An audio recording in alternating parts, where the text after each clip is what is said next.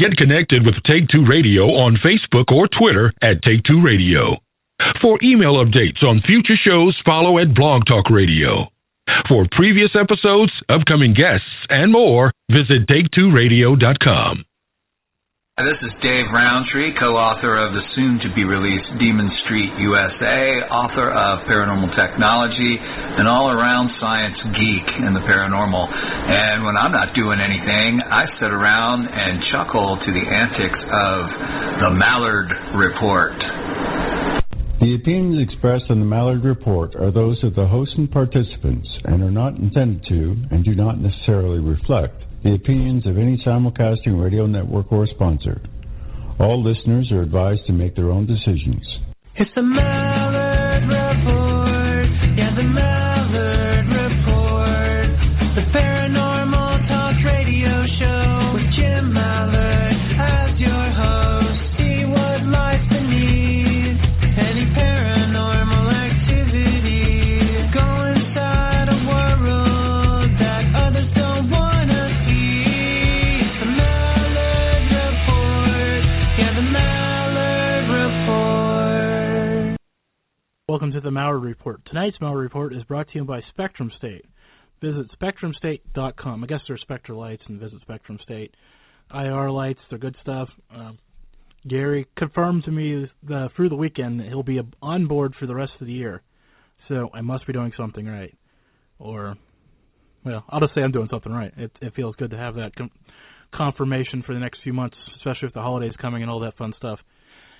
All right, my guest tonight, returning to the Malliard Report for, the third or fourth time, Thomas Fusco, author of Behind the Cosmic Veil. How are you doing tonight, Thomas? Hey, very good, Jim. So, what's new? I haven't talked to you in a while. Besides... Well, not too much is new. Of course, I'll be... actually, I think it's next week. I'll be speaking and presenting at the International Paradigm Symposium up in Minneapolis, Minnesota. Listeners can find out all about that at ParadigmSymposium.com. And what I always say, Jim, it's one thing to get invited like I did last year. It's another thing to get invited back. That had to have been quite a crowd to be part of, let alone speaking with. Oh, yeah. I mean, I'm still pinching myself, man. It's, I've been on the, as you know, even though I've made quite a splash, I've really been on the scene relatively few years compared to many of these other people. I've been, I only came out of the closet in November 2011, so to speak. So it's not been quite 3 years yet. And so to be included in that roster is quite an honor. Yeah, I had Scotty on last week, as I was telling you right before he came on, and he was telling me about some of the intricacies of putting that together, and it's just mind-blowing. I can't fathom trying to do it myself, so... Oh, yeah, it's quite a project, and there's quite a bit involved, and, I know about some of it, but not all of it, and quite honestly, I don't know whether I'd care to know all about it, I'm going to focus on my part of it, As they say, just eat the steak. Yeah, don't worry about what the butcher's doing. Oh, yeah, it's... There's quite a bit involved, and my hat's off to them, that's for sure. So what are you going to... I mean, obviously, I kind of have an idea, but what are you going to be speaking about? Well, last year I really didn't know what I was going to do till I actually got on stage. But I think this year I'm going to... as you may know, I'm working on a new book. I tried to get it done by the, for the symposium, but just wasn't going to happen. And so my new book focuses more specifically on paranormal phenomena, whereas my previous book, my first book, Behind the Cosmic Veil, had paranormal phenomena included into it as an important body of evidence that was combined with other groups of evidence to come up with what I call supergeometric theory, this new vision of reality. So this year I think I'm going to focus more on the specifics of paranormal phenomena, and we've actually got a paranormal field presence this year, where we've got a number of people there whose specialty is the paranormal also. So it's probably more in keeping with the theme of this year's symposium. So am I going to catch you with some blinky things and some... No, wait. Are you going to investigate? Yeah, there is an investigation. Are you going? On. Yeah, there's what's his name? I'm so terrible with these names. Barry Fitzgerald and David Weatherly are going to stage an investigation at this location, this Women's Club of Minneapolis. The building's 110 years old, and it's not reported as haunted or anything like that. I think they're more giving like a live demonstration as to how those things are done and how they conduct investigations and that type of thing. It makes sense to me. It's a better place to do. To have the teaching moment. Exactly. And, of course, you know I'm not a paranormal investigator. I do know that. So That's why I was picking on you there, if you were going to go or not. I might show my face. You never can tell. Then you could put it on your business card, paranormal investigator. Oh, no. Oh, my. No. No, there's everybody. It's like what you were saying earlier about the butcher and just eating a steak and that type of thing. Everything's got its place and purpose, and I think that my relatively unique position in the paranormal community, which is almost kind of like an outsider looking in, gives me a unique perspective and allows me to comment on some things that people who are interdependent on relationships with other people in that community may not be able to voice as pronounced as I do. I'll post the link. I put a link together of the interviews that we had done before, because you were on a show and somebody asked if I'd ever talked to you, and instead of sending them individual links, I put it all together into one. But we spent a good part of an evening one night going through things that you could say that 90% of paranormal investigators wouldn't say because they're too close to it. So we won't rehash all of that tonight. But no, yeah, it's one of those. In a sense, I'm almost like an armchair quarterback. So I can say things that others may not feel comfortable saying. But so are 90% of the people in Facebook. Never mind. Before I get in trouble. Oh my, yes. Well, I'm sure before most shows before I'm over with, I pissed somebody off. So. Well, that's fine. Won't be the first time. Won't be the last time that either one of us have done it. So okay. So when did you start writing a new book? Because I have heard smatters of it, but I haven't had a chance to talk to you about it. So when did you start? What, on the new book? Yeah. Oh gosh, some months ago, earlier this year. I guess it was kind of unrealistic to think I was going to finish it in time, but essentially what I wanted to do, Jim, was to address the specifics of supergeometric theory as they relate to the paranormal field. And so one of the things that I talk about are traditional views in the paranormal that simply don't hold up to scientific muster. And we've talked about a few of those, but I talk about a few more things as well. Another aspect of it is to clarify the idea that paranormal events, what I call primary paranormal events, which are things like AVPs, EVPs, apparitions, that these are actually materializations of information. It's that information element that the paranormal field is almost entirely ignored, except maybe with the exception of David Rountree. And so I want to talk about that in greater detail because this is an aspect of the paranormal experience, so to speak, that most in the field aren't even aware of or give it no mind.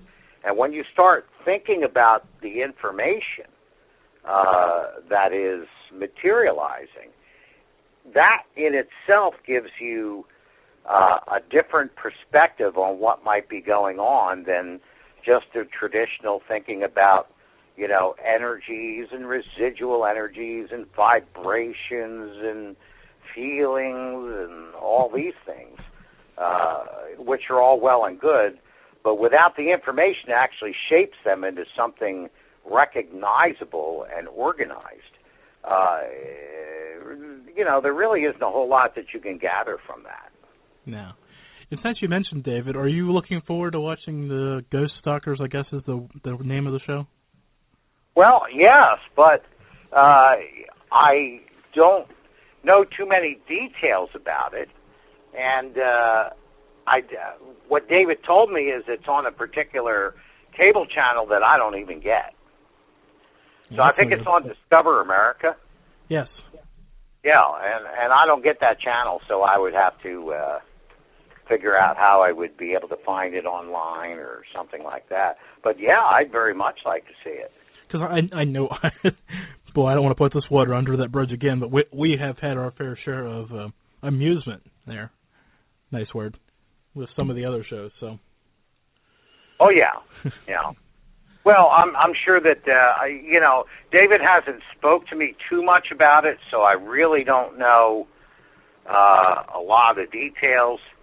I know he's been quite busy with it, and so I really don't even know what the content of it's going to be, what the format is, or so yeah, I'd love to see it.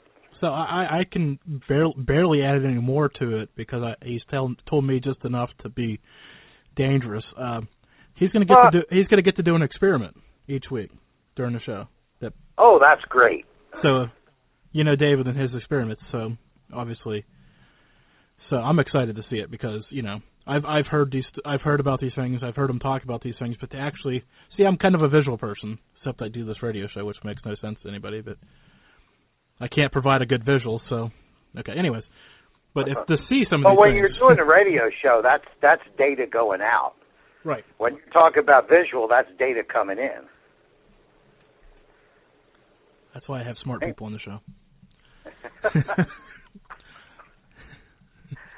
Well, you know what they say. Last week I couldn't even spell paranormal. Now I are one. Oh, good grief, Tom. So. Oh, I really hope he gets an opportunity to for two real important things. To be able to demonstrate the EMF quadrilator, which is his invention, and I consider it to be the most significant piece of equipment ever contrived or invented for the paranormal field. And the other thing is that I hope he's able to demonstrate the emergence of this gamma radiation that he finally tied down, I think, sometime earlier this year. Because these are very, very important things, and they will help lead the way to a more scientific perspective and embracing of paranormal research. So I guess I want to bring it back to the new book for just a quick second. So how far are you? Because I know you said you wanted to have it done. Oh gosh, I'd say I think that I could probably have this finished by the end of the year. Okay. I'm being selfish here. I'm just trying to figure out then. So if it's done, it goes to the editor. I'm doing my when do I want to have Tom on in the back of my head again. That's what I'm doing. I'm still divided on whether to present this to a traditional publisher or to self-publish as I did my first book. None of the traditional publishers wanted to touch my first book, Behind the Cosmic Veil. It was just too deep, too much, too varied. It addressed too many things. Publishers want book type A that they can market to audience type A. Right. Or book type B that they can, market to audience B. Behind the Cosmic Veil is A, B, C, D, E, F, G, and Q. And so they really had no idea what to do with this or who they would sell it to. So I had to self-publish. I think I've demonstrated that, it is a saleable book.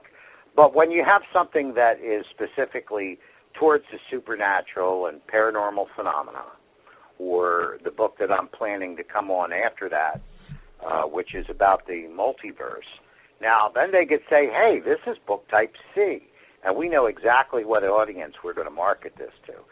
So there's going to be some publishers at the Paradigm Symposium, and I think I'll have the opportunity to talk to some of them and see what they can, suggest or offer. Yeah, that's a good. Because Scotty was mentioning there was going to be two or three of them there. So get busy, Tom. Get on it. Yeah, traditional publishers can be a problem, as you well know. Yeah. A very good friend of mine that's involved in the field, Micah Hanks. Without mentioning too many specifics, he had an idea about a book that he presented to the publisher that had published previous books. And that publisher came back and said, hey, well, that's all well and good, but we'd like to see you write a book about this instead. And this is what you can run into sometimes. In fact, I know Scotty is running into that too. So this is a great idea, but we would like to see you write, UFOs and black ops in the U.S. government. And write a book on that, and we'll publish that because we know who to sell that to. No, it's hard. Even I've run into that pitching my show to people. We wish you would talk more, or you talk too much, or and some of them have said you talk too much, but that's here or there. Well, yeah, but I mean, hey, it's talk radio, and you're the host, But that's why with Behind the Cosmic Veil, I published it myself and then embarked on my own promotional campaign, which was primary with radio interviews. As you know, right now I'm probably over 300 interviews, including 5 months after I started, I was on Coast to Coast AM. I was an unknown. And so that was all from my own promotional efforts. As you know, I don't have a publisher. I do not have an agent. I do not have a publicist like all these other big names do.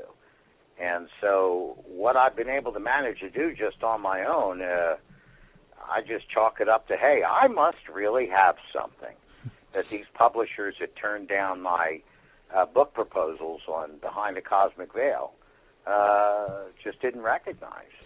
I had one of those types of people. I'm not going to mention which field they're in because they're probably listening because they are a fan of the show. But once I tell the story, I'll probably give it away anyways. But I was talking to them on the other night on the phone, and they said, yeah, it's great that you don't have any of those pie people. And I said, pie people? And they're like, yeah, people that want a piece of your pie. If you have an agent or a publicist or any of those people, they want 10%, 7%. They just keep cutting your pie up, and then you get your portion of the pie, and you go, how do I end up getting 4% of my book? Yeah, really. I hadn't heard that phrase before. I hadn't either until they mentioned it to me.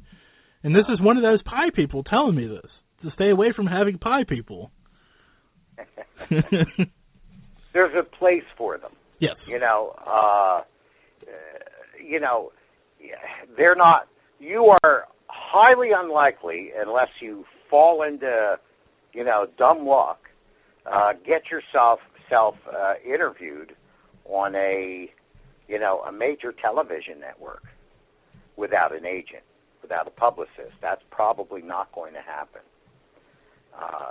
I got lucky with the Coast to Coast AM interview. I was just at the right place at the right time, was pitching them at the right moment, and they had a circumstance come up, and boom, here's this guy who nobody heard from, Adam, is on Coast to Coast AM. But that's a very difficult show to get on. And I haven't been invited back yet, but I think they're waiting for me to come up with another book. Right.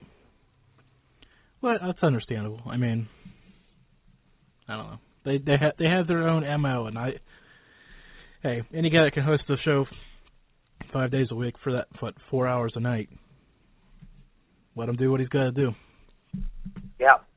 Well, one thing's for sure: when they're ready for me, they got plenty of slots. Yeah, that's the thing. That's a good thing, though. It's a double-edged sword sometimes, but. Yeah.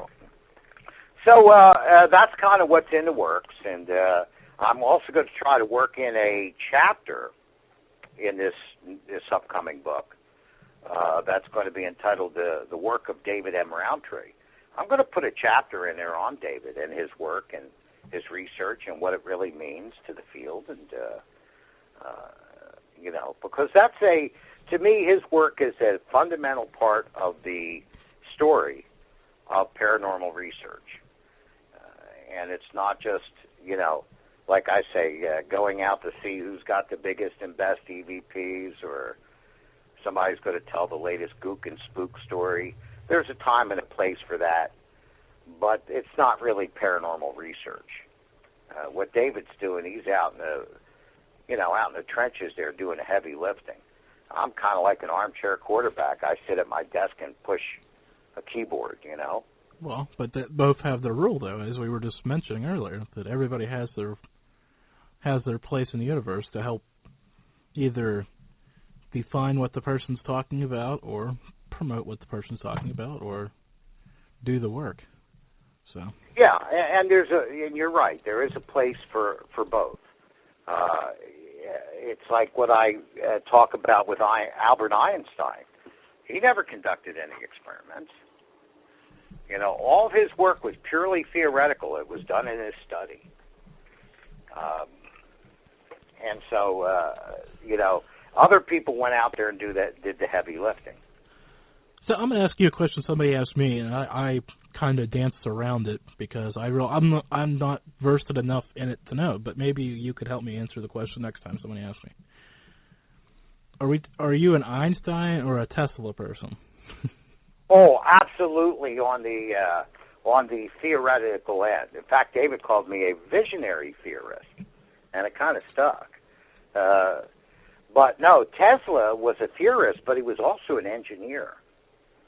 It's very important, like David Rountree. David's an engineer. I'm strictly a theorist. So that's it's more along the kind of the Einstein branch of physics, so to speak. See, I don't think I'm either. I think I'm just here for the ride and trying to sponge as much in as I can, as long as I can. And yeah, every time I talk to you or David, or there's a number of really smart people out there, and it's a great thing to just hear it, even though it doesn't always go through the right way the first time, but you got to hear it. Well, Jim, there is no way that I don't want to use the word performer, but for lack of a better word, there's no way a speaker or performer can address an audience without a stage. And so there has to be a meeting place, and there has to be a stage, a platform, a pulpit from which to deliver that content that audience wants. And so somebody's got to set up the stage and put together the event and all that. And that's what you do. That's your end of it. Yeah, okay. I'll keep carrying that banner. So it's an important one. Nobody can publish a book without a publisher. Publisher can't publish books without the guy that makes the paper. That's right. And, without the bindery and so on and so forth. The chemical company that makes the ink that they buy to put in their press. So you're working on this new paranormal book, which has me excited because Behind the Cosmic Veil is still a little thick for me, and I keep picking it up and inching forward through it. Is it going to be? I don't want to use the word easy to get through, but easier to process.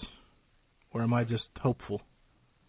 Well, it's going to be more specifically related to the paranormal. So, for example, when I talk about the materialization of information, I'm relating it specifically to, excuse me, what happens in paranormal events, instead of speaking in more broader terms as I do behind the cosmic veil. There's certainly some cosmology involved with it. We cannot get away without that unless we want to just dumb it down and, publish another book of paranormal pulp, as I call it, or metaphysical fluff that people are going to buy just because it's, tantalizing and, it stimulates them, but it really doesn't add anything new. There's certain physics that has to be discussed. But by relating it directly to paranormal phenomena, to a one-to-one correspondence with that, it makes it a little bit easier to follow. Not that the other one's hard to follow. I mean, just a little heavy to think about when you haven't necessarily processed those greater big picture, extreme big picture things. So it's certainly not. What I say about Behind the Cosmic Veil, my first book, and other people have confirmed it. If you take a look at some of the reviews that I've got on these online booksellers, they've been absolutely phenomenal. The book is accessible, right? In my opinion, to anyone who has an average intelligence, but with an above-average interest in the field, in the subject matter. Yeah, it's not that difficult word-wise or anything like that. It's just the pushing it through your mind and trying to grip what you're saying, not just reading it to read it. Yes, and for example, there was just an article that has hit the media about experiments done over the last number of years at a particle accelerator, where they have gotten a really solid confirmation of Einstein's model, his relativistic model of time dilation. And, you kind of have to try to wrap your head around the idea that a clock in motion runs slower than a clock that is relatively stationary to it. A clock at the equator runs slower than a clock that's mounted at the North Pole. And this is just the way the world is put together. And if that's difficult to get a picture of, then, this kind of stuff is going to be hard. But, if paranormal people who are paranormal enthusiasts think that the general public should, be able to wrap their head around things that go bump in the night, I would think that's the same kind of mentality. You have to understand, one, to even begin to present logically, keyword, to other people about these other things. So yeah, I'm hearing in my head, because people are always, what time zone is that for me? When you post one time zone, you have to do the math for them, most people. And now you're telling me clocks run faster and slower, and my head just probably wanted to explode just from that. Not the fact, the thought of it, because it makes sense because of the gravity and stuff, but the space time. Yeah, the difference in time. Just anytime we start talking about difference in time, just even on the surface, the very rudimentary just difference in time, like time zones, it's just like, and then you start adding the difference in actual time because of where you're located. That's just remarkable to think about. And again, here we are. I've never even considered that, and then you add in something. Somebody blew my mind about a year ago on the show when they told me the water, flowing in different directions. I guess I remembered hearing that in school, but now all of a sudden you hear it again, you go, wait, the water does flow the other direction now in the southern hemisphere, and you're going, how different life would be because of all the, the things that you are taught now, survivalist-wise. So. Yeah, and my approach is this, that someone who really, really wants to understand what may actually be the physical mechanics behind paranormal phenomena is already someone who is willing to make the intellectual investment beyond what is the simple and superficial, which is what has dominated this field from its inception. So you're willing to take that extra intellectual step and say, well, I want to go something beyond the desire to be scared by watching, Zach Bagans get possessed on, TV or laugh at it or being amused or getting excited when I hear the voice of the dead on the tape recorder and this and that and the other thing. If you want to know, hey, what is really going on? Is there, what would be the physics behind something like this? Then you're already making that commitment to make that intellectual step further. And in fact, Jim, if you want, I'd like to talk about a little part of that new book. Go ahead. That I wrote when it comes to residual haunts. Hit me. Okay.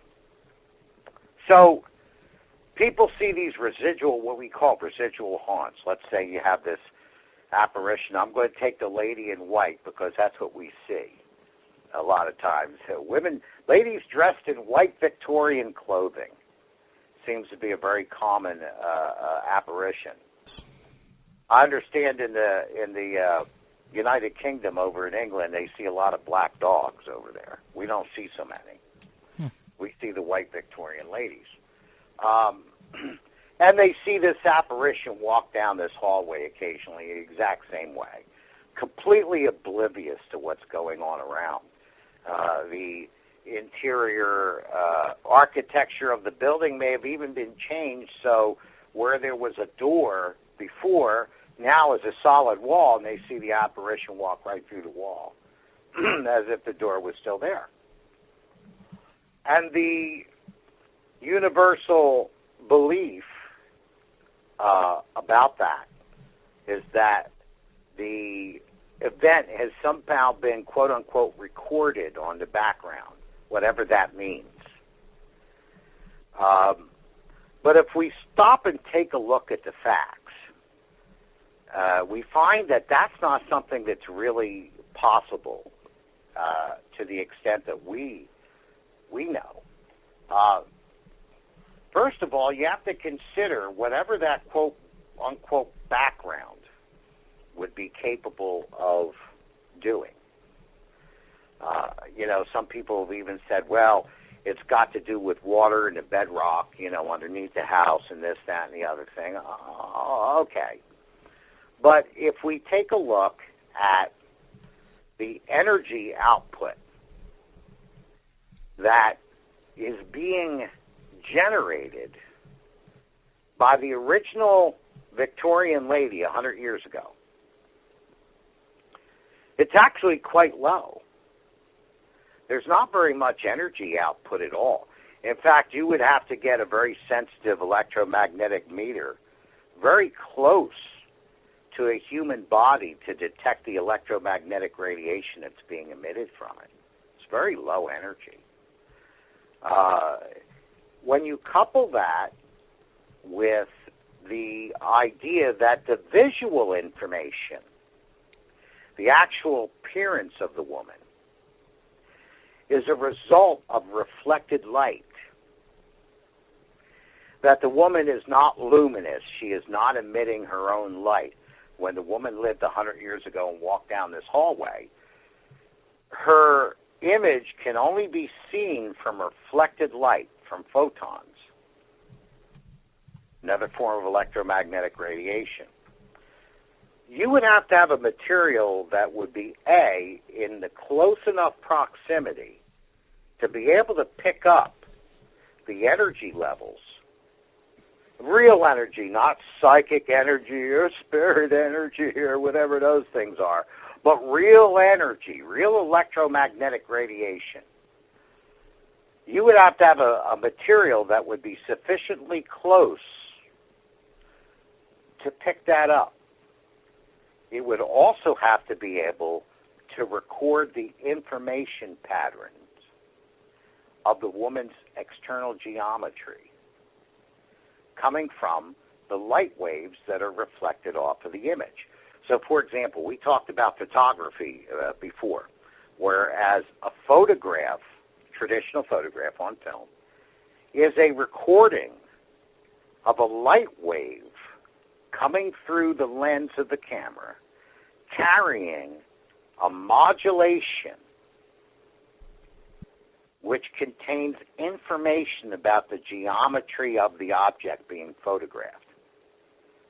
When we break it down scientifically, this is what it is.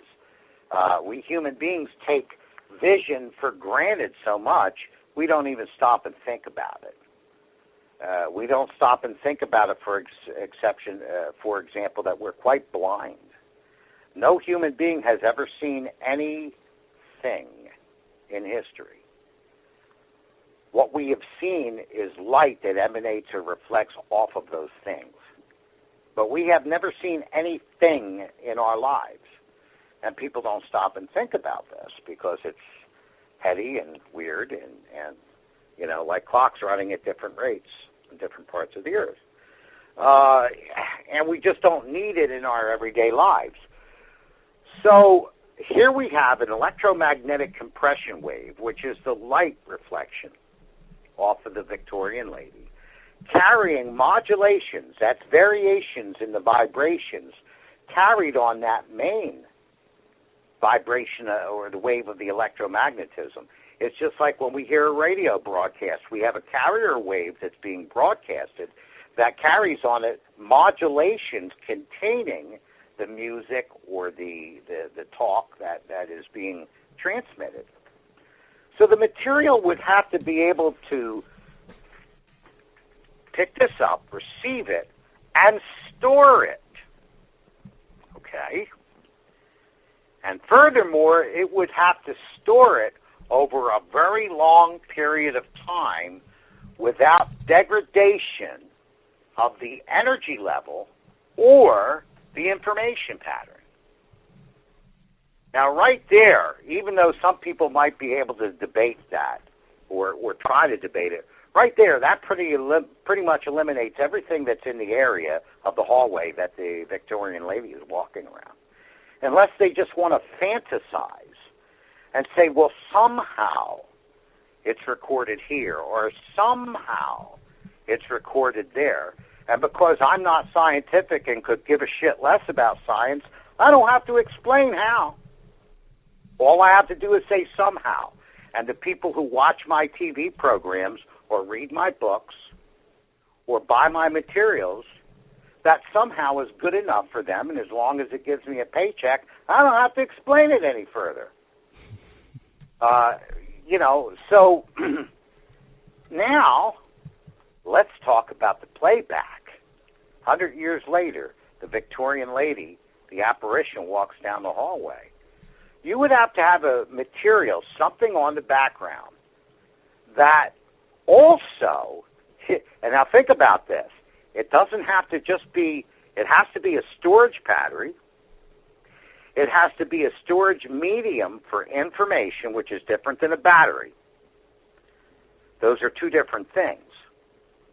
But now it has to be a projector.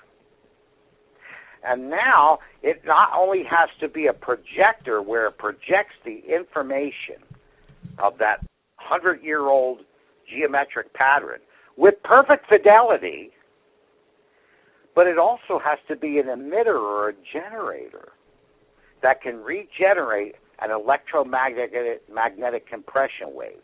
Then it needs to be able to project a three-dimensional image in open space without any kind of screen, without any kind of material let's say like a luminous suspension that might be activated by the electromagnetic compression wave carrying the information, like a holographic projector.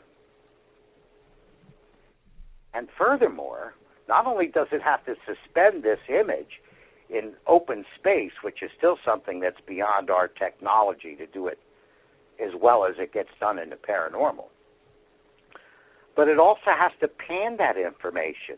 It has to actually work like a panning projector, continuously moving the image, and not just a static pattern of information, but you actually see, it's not like seeing a picture go down the hall. It's actually a woman moving, walking. So you have an animation that has frame after frame after frame of information as the material projects this image down the hall. Now, I want anybody in the paranormal field to tell me what kind of material is present in the background that can do that. So I was scribbling my questions for you on the side of my notes, so hopefully I can read them to you. Well, how would this... Okay, you said it's not like a battery, but how would it repeat? So it would have to repeat every day for the 100 years? Oh, who knows? Well, I guess, I'm just sitting here because if it repeated once a year, that has to store it longer. I'm saying? There's so many variables there. I just wanted to say that out loud, I guess. Well, I'm not including in this any part of any data that says that this apparition appears at a certain... Oh, no, I'm just thinking, period. Just trying to add elements to it that are right along through my mind as you're right along through that stuff. It's just, as I'm trying to keep up. And then back to the earlier part where you're trying to capture it, you need some sort of a radar device to find it even, and then a sonar to send the information back so you could document it. Some really sort of, that sounds like way sophisticated, easy for me to say. Equipment. Because even if you know the spot, you're still going to have to get it right there at the right time. Amen. Amen, brother. And this is what the problem is with the paranormal field. That I don't think that anyone who I've ever talked to or heard about or read about in the paranormal community has ever stopped and to do what I've just done in a 5-minute period of time. Let's think about all the physical attributes that would be necessary to record and then rebroadcast such an image in a moving way with all the energy that can be stored and then reprojected, with all the information, the data that would have to be stored and remodulated on a compression wave, to have a 3-dimensional image suspended in open space with no screen or projection screen that it can be shown up against, no emitter that would illuminate a signal sending to it. Like, say, for example, if you use certain types of ionized particles, if you suspended them in a cloud, in an atmosphere, so to speak, and then shone an electromagnetic wave through them, you can have those things illuminate. It would look like a glowing orb or something in the middle of space. But those things are not present, in a 2-bedroom dwelling where they're having a haunting in the hallway. These things are just not there. When you just start thinking about all of that, and I'm not talking about anything deep. I'm not talking about clocks moving at different, times or, the Big Bang. I'm talking about an understanding the basic media that we're surrounded with every day. Recording devices, projecting devices, hard drives, monitors, movie projectors, TVs. Just the technology that we're surrounded with, based on that kind of a knowledge. There ain't a player in town, man. There's nothing inside of a house that can do that. And it ain't the bedrock underneath the house either, because that can't do it either. No. I've heard that theory, and the running water kind of temporarily made sense because of the energy, the movement creates a force, but a rock isn't going to give you a projected image.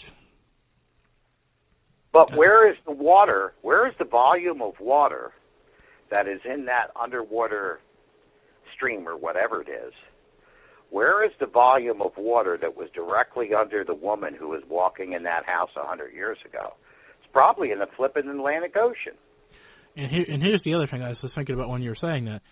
If this theory, the running water theory that I was just kind of hashing through half-hearted here, is true, that means I should be able to go up to Niagara Falls and have the greatest show of my life.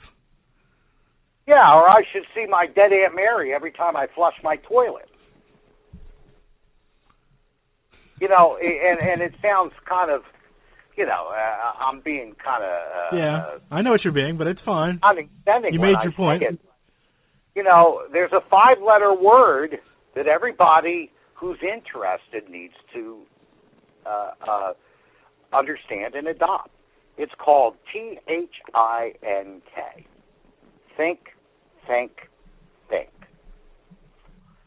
But for the vast majority of the paranormal community that consumes the media that paranormal personalities put out to that audience, they could care less.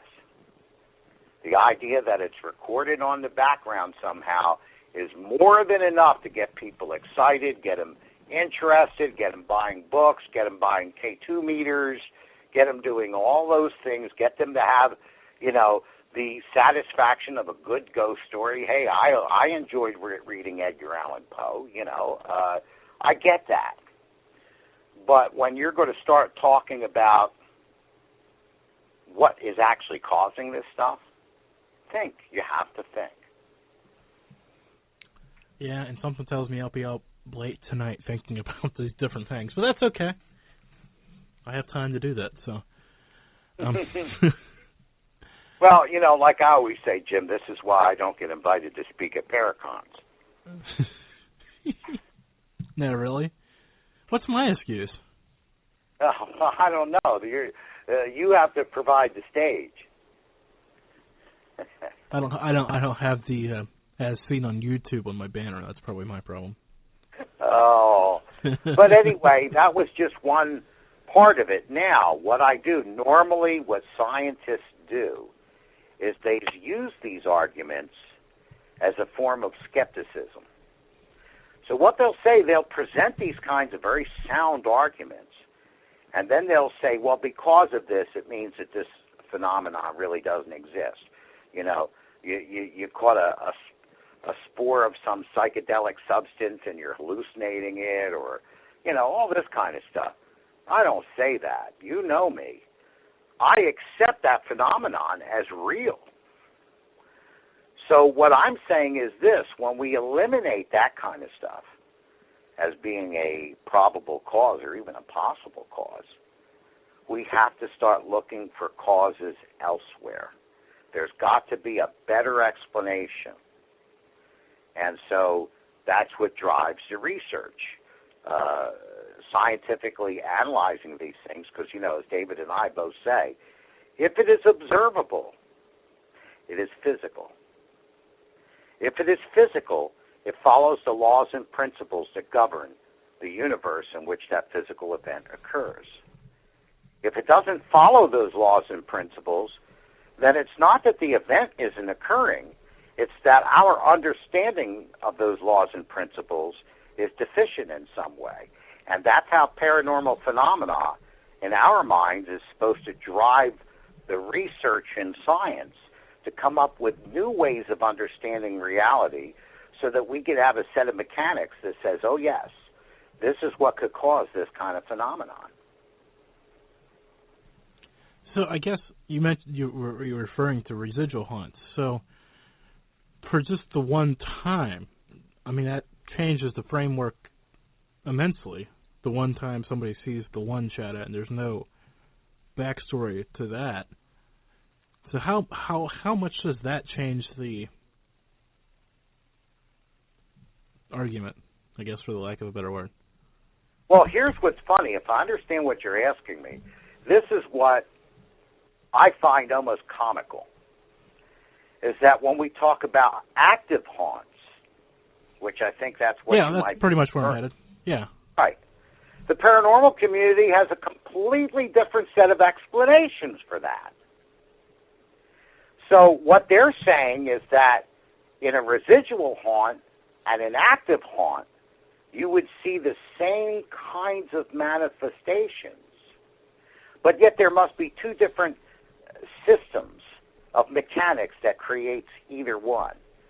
They both appear identical, but there must be two sets of mechanics at work. There can't be the same set of mechanics that works in both. And it's laughable. It's funny. Yeah, I was going to say, I don't see how, just because you haven't seen it before doesn't mean necessarily it hasn't happened before to other people, or vice versa. Yeah. I mean, if you were the first person to witness an apparition walking down the hallway in a certain place, you would not know whether it was a residual or an active haunt. You wouldn't know. So how would you determine what the mechanics behind it are if you think there are two different sets of mechanics that can produce the exact same physical effect? It's kind of crazy when you really get into it. But most people don't want to think about it like this, Jim. They don't want to think into it like this. I know. It just destroys the fun. It's like I say. It's just like people riding a roller coaster and screaming and yelling, and somebody pulls out the service manual on the roller coaster to talk to the person next to them about how it works. They don't want to know that. That's such a good analogy for it. Fun. And that's fine. All I say is that don't kid yourself into thinking that you're talking about something scientifically, or you really are, speaking knowledgeably about something. You're in it for the entertainment, you're in it for the thrill, you're in it for all those other things. Don't be a liar and represent yourself as something other than that. And don't lie to yourself that you think that you're looking at something scientifically, when in reality you're just looking for pure satisfaction or entertainment. You could care less about the science. That time you're going to love me. I remembered what we were going to talk about tonight, and this wasn't it. Oh! Well, you ain't got too many minutes left, so you better whip it out quick, dude. No, I don't even want to whip this out. I'm going to file this away again. We'll bring it back around some point. Don't worry. Because I don't think we could open this can of worms and do it justice in a handful of minutes. Okay. We were going to talk about the religion end of things. The religion end? Yeah. Oh! And how it all plays into this. You know what? I'm going to make time sometime here in the next couple of weeks, and we're going to just do that as a standalone podcast, because I'm pretty sure an hour won't cut that, even if we had another hour.